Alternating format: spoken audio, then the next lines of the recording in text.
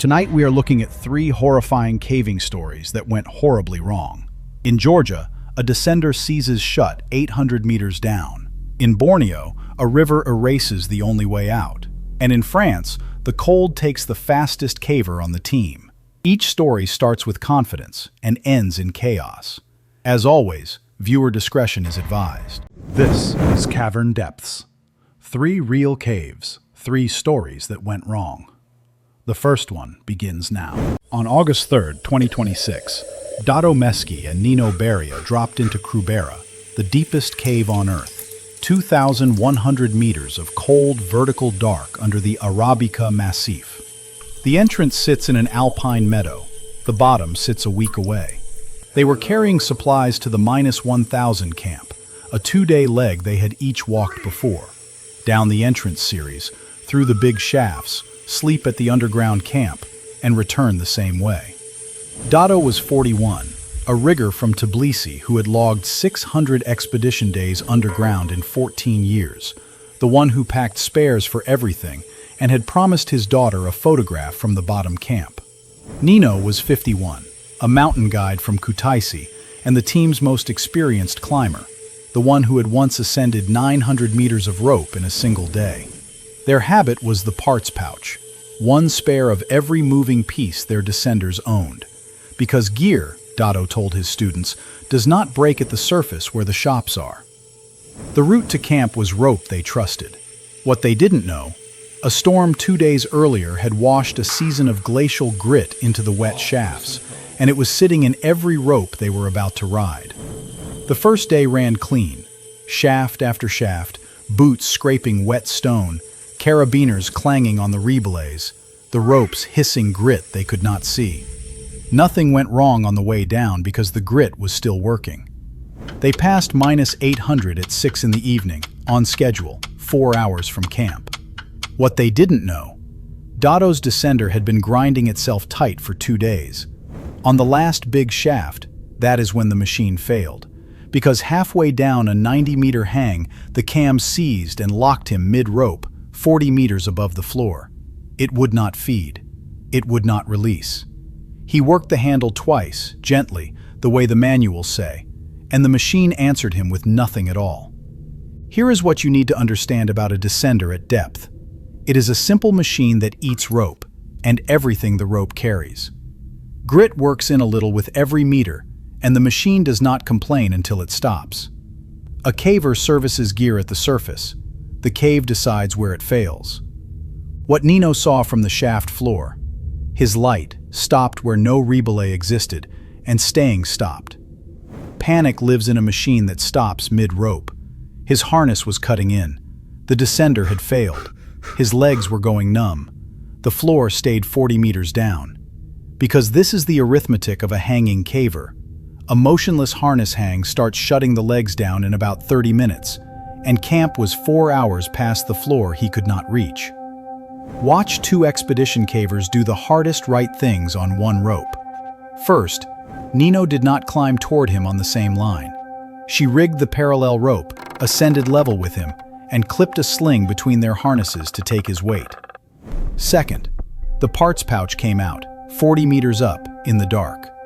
Dato stripped the seized cam by headlamp, working over his own locked harness, and Nino held each dead piece as he passed it across. Put yourself on that rope for 1 minute of it. Legs you have stopped feeling, a machine in pieces in front of your chest, and every small part passing between 2 gloved hands that must not drop it. The spare cam seated with a click on the 3rd try. The descender took the rope. His weight came off the sling, and the machine that had held him prisoner lowered him the last 40 meters like nothing had happened. They reached the -1,000 camp at midnight, 2 hours late, and Dato spent an hour cleaning grit out of both descenders before he let either of them sleep. The expedition log recorded a seized descender at -800 meters, a 50-minute mid-rope repair, and 2 cavers into camp unhurt. Both survived without so much as a rope burn. The team rule written that season survives on every Arabika expedition since. After stormwater, every descender opens for cleaning at every camp. The deepest cave on Earth still swallows its storms and grinds them into grit. Gear does not break at the surface where the shops are, Dotto still tells his students. So what do you carry into a week of dark? One spare of every moving piece and a partner who can reach you. The pouch fixed the machine at 800 meters down. Nino made the pouch reachable, and the expedition report recorded both names. Both survived, walking out into the alpine meadow 9 days later, exactly on schedule. You're watching Cavern Depths, and this is the second story of the night. On March 21st, 2026, Elena Marsh and Marcus Webb walked into Clearwater, the longest cave in Southeast Asia, more than 200 kilometers of river passage under the Mulu rainforest. The river runs through it like a green artery. The rainforest above decides how big that artery gets. A single storm can flood it 4 meters higher in 6 hours. They were surveying a dry upper gallery on a one-day plan. Cross the river once at the low ford, work the gallery, cross back before the afternoon rain. Elena was 34, a surveyor from Bristol who had mapped Mulu's caves for 9 seasons and named a passage after her grandmother. Marcus was 31, a Yorkshire expedition caver on his 3rd Mulu trip, the one who packed for the trip he might get instead of the trip he planned, and who carried his daughter's drawing folded into his survey notebook. Their habit was the biscuit tin, a sealed ration, a stove, and a dry bag of warm layers cached at every river crossing, because a river cave charges a toll on the way back that it never mentions on the way in. The ford was knee-deep at 9 in the morning. What they didn't know, a storm cell was already emptying itself on the mountain, 2 hours of river away. The survey ran sweetly, the laser clicking, swiftlets clattering above them, water dripping off the survey line, the gallery giving up its measurements a station at a time. Nothing went wrong in the gallery, because the gallery sat 40 meters above the river. They turned back at 3 in the afternoon on schedule. What they didn't know, the ford they had crossed at knee depth no longer existed. At the crossing, that is when the plan failed, because the river had risen 4 meters in 6 hours, and the passage they had walked through that morning was now a brown roar driving whole branches past their lamps. The far bank was 30 meters away. It might as well have been 30 kilometers. Here is what you need to understand about a Mulu flood pulse. It is not local weather. Rain that falls on the mountain 2 hours upstream arrives underground as a wall, and it keeps arriving for as long as the storm keeps feeding it. A caver reads the sky at the entrance. The river reads the whole mountain. Panic lives beside a river still climbing. The ford was gone. The exit was cut. They were trapped. Night was 3 hours out. Because this is the arithmetic of a flood pulse. The river would hold the passage for somewhere between 6 hours and 2 days. And a wet caver sitting still in cave air starts losing core heat within the first hour. Watch 2 cavers do the hardest right things beside a flood. First, nobody tried to swim it. A flood that carries tree branches carries cavers the same way, and the sump downstream does not give them back. Second, they climbed back to the survey gallery, 40 meters above the waterline, and opened the biscuit tin they had cached on this side of the crossing 3 trips ago. Put yourself on that ledge for 1 minute of it. A river gurgling higher in the dark below, a stove hissing at a flame the size of a thumb, and the arithmetic of how long the mountain upstream can keep raining. They rationed the tin through the night, 1 brew every 3 hours over the hissing stove, warm layers shared turnabout, and marked the water line with a stone every hour, by headlamp, saying the number out loud. At 2 in the morning, the stones stopped advancing. At 4, the river started giving ground back.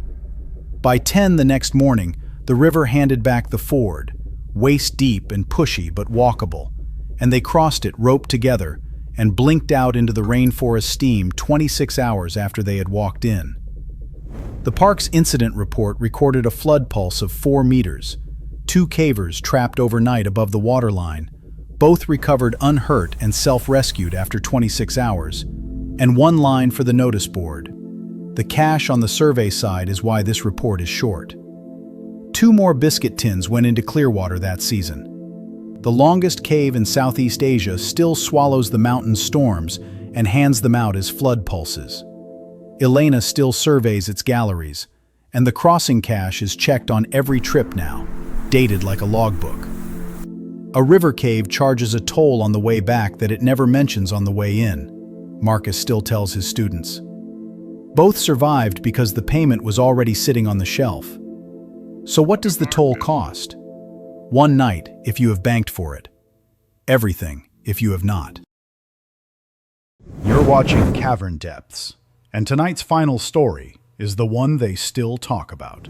On July 18, 2026, Katie Sullivan dropped into the Gouffre Berger, the cave that was once the deepest on Earth, the first hole human beings ever followed past 1,000 meters of cold, vertical dark. The entrance is a quiet slot in a French meadow. The bottom is a kilometer down. She was part of a 6-person team on a 4-day bounce to the bottom and back, and the Berger has a reputation every one of them could recite. In dry weather, it is a staircase, and in rain, it becomes a drain. Katie was 26, a caver from Colorado with a small frame and a fast rack, who had climbed rope since she was 16, and who had promised her mother a postcard from Grenoble the day the team came out. Her habit was speed. First down every pitch, the strongest hands on the team. Speed underground is usually safety. The Berger keeps a ledger where it is not. The team's surface rule was simple. A wet caver in 8-degree water loses useful hands in about 30 minutes, so nobody waits wet at a pitch head. Move, or strip and warm up. What they didn't know, the sky over the Vercors had already made the rule impossible to keep. The first day ran like a textbook, the great shafts echoing, carabiners clicking down the rebelays, boots scraping dry limestone, the team singing past -500. Nothing went wrong in the dry cave, because the dry cave is not the part that kills. They entered the canals at -900 on the second morning, on schedule. What they didn't know, a storm was breaking over the plateau, and every drop of it was coming down to meet them. In the lower Cascades, that is when the plan failed, because the water rose while they were still in it, and the last waterfall pitch turned from a shower into a fire hose. 5 of the team were above the pitch when the pulse arrived. Katie, first as always, was below it, alone, soaked through, waiting at the base for a rope that was now a torrent. The spray at the bottom was a second rain, and she had already been wet for 10 minutes when the pulse arrived. For the first hour, she answered the whistle blasts from above, one long note back, right on rhythm. Sometime in the second hour, the answers began arriving late. Then they stopped keeping the rhythm at all. Here is what you need to understand about cold in a cave. It does not feel like an emergency. It feels like being tired. The shivering is loud, and then, quietly, it is not. And the moment it stops is the moment the clock has almost run out. A caver reads the water at the pitch. The mountain reads the whole sky. Panic lives above a roaring pitch you cannot descend. The rope was in the torrent. Katie was below, trapped. Her light had stopped moving. The radio location gear was on the surface. Because this is the arithmetic of 8-degree water. 30 minutes to clumsy hands, 60 to confusion. And the pulse held the pitch for 3 hours. Watch a team do the right things and lose anyway. They rigged a deviation out of the spray, dropped a haul bag of dry layers and a stove down the dry line, and shouted the rule at the dark. Strip, get in the bag, light the stove. No answer came back up. Put yourself on that ledge for 1 minute of it. The roar flattening every voice, a bag of warmth 40 meters below you, and no way to know if the hands beneath you can still work a zip. The pulse dropped after 3 hours. The strongest of the 5 descended the still hissing pitch in the dark. It is the loneliest job in caving, abseiling toward a silence. He found her inside the bag, half-zipped, the stove unlit beside 2 spent lighters, her hands folded as if she had simply decided to rest. She had done everything the rule asked, in order, until her fingers could no longer finish it. It took the team and 40 rescuers 2 days to bring Katie Sullivan out of the mountain. The inquest ruled hypothermia, recorded water at 8 degrees and a 3-hour flood pulse, and noted that she died within reach of everything that could have saved her, except working hands. The first cave on Earth to pass 1,000 meters, once the deepest of them all, still turns into a drain when the Vercors takes rain. Cold does not feel like an emergency.